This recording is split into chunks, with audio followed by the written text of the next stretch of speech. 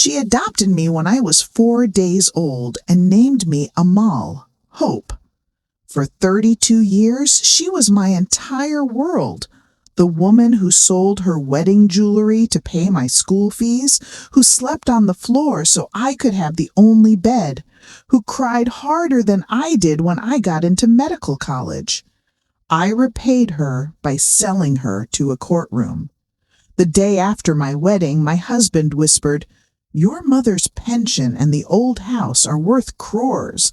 Why wait till she dies?" I laughed at first. Then I listened.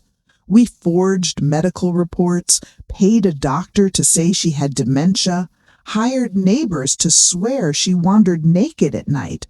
I stood in court in a white sari, tears perfect, and told the judge, "I only want to protect my mother from herself." The judge granted us guardianship. We moved her to a cheap old age home and put her house on the market. I signed the papers with the same hand that once held hers when I had fever. 3 months later, the buyer's lawyer called. "There's a problem. The real owner is here, with police." I reached the house and saw her standing on the porch, hair cut short, eyes hard like I'd never seen. Beside her stood a man in a crisp suit. "Amal," she said quietly, "meet Advocate Rahman. 30 years ago, I adopted you through his orphanage. I never told you the full truth. I also signed a trust. Every rupee I ever earned went into it. You were only the nominee, not the owner. The trust activated the day you tried to declare me insane." She handed me an envelope.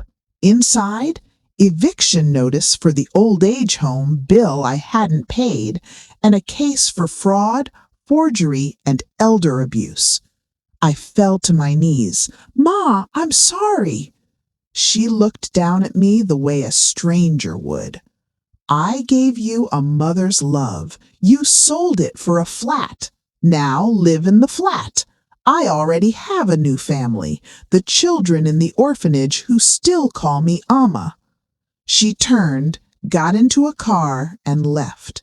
The house was never mine. The money was never mine. The mother I murdered in court was never really gone.